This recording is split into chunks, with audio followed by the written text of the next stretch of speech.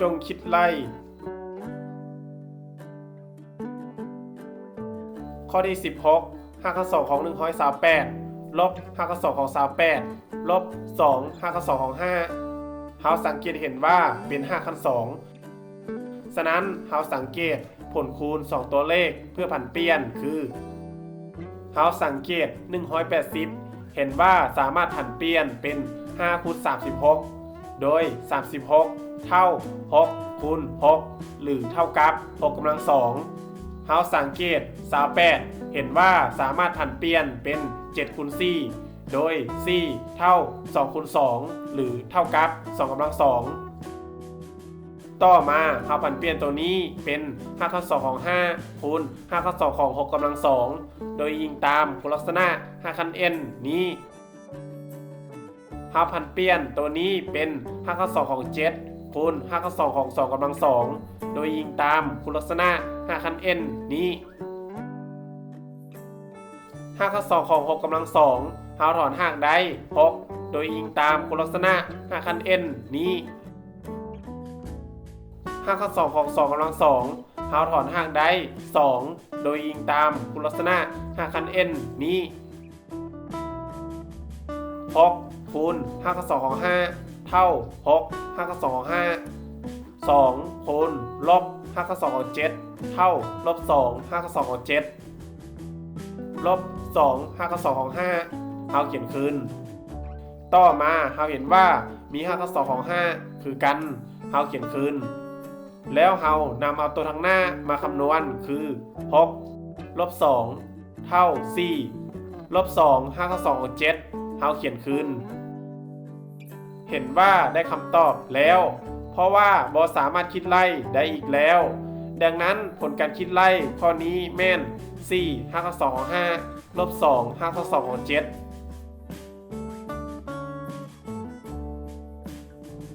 ข้อที่17 5ข้อ2ของ138บวก3 5ข้อ2ของ18ลบ5ข้อ2ของ162เราสังเกตเห็นว่าเป็น5ขั้น2ฉะนั้นเราสังเกตผลคูณ2ตัวเลขเพื่อผันเปลี่ยนคือเราสังเกต138เห็นว่าสามารถผันเปลี่ยนเป็น2คูณ64โดย64เท่า8คูณ8หรือเท่ากับ8กำลัง2เราสังเกต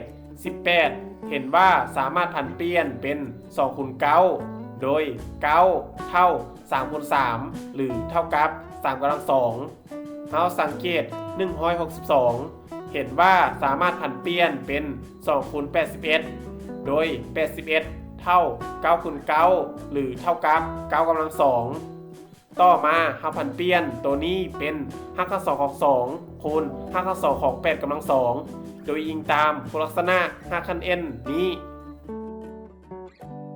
เราผันเปลี่ยนตัวนี้เป็น5ข้อ2ของ2คูณ5ข้อ2ของ3กำลัง2โดยอิงตามคุณลักษณะ5คัน n นี้เราผันเปลี่ยนตัวนี้เป็น5ข้อ2ของ2คูณ5ข้อ2ของ9กำลัง2โดยอิงตามคุณลักษณะ5คัน n นี้5ข้อ2ของ8กำลัง2เราถอนห่างได้8โดยอิงตามคุณลักษณะ5คัน n นี้5ข้อ2ของ3กำลัง2เราถอนห่างได้3โดยอิงตามคุณลักษณะ5คัน n นี้5ข้อ2ของ9กำลัง2เราถอนห่างได้9โดยอิงตามคุณลักษณะ5คัน n นี้8คูณ5ข้อ2ของ2เท่า8 5ข้อ2ของ2บวก3คูณ5ข้อ2ของ2คูณ3เท่าบวก9 5ข้อ2ของ2 9คูณลบ5ข้อ2ของ2เท่าลบ9 5ข้อ2ของ2ต่อมาเราเห็นว่ามี5ข้อ2ของ2คือกันเราเขียนคืนแล้วเรานำเอาตัวทางหน้ามาคำนวณคือ8บวก9ลบ9เท่า8เห็นว่าได้คำตอบแล้วดังนั้นผลการคิดไล่ข้อนี้แม่น8 5ข้อ2ของ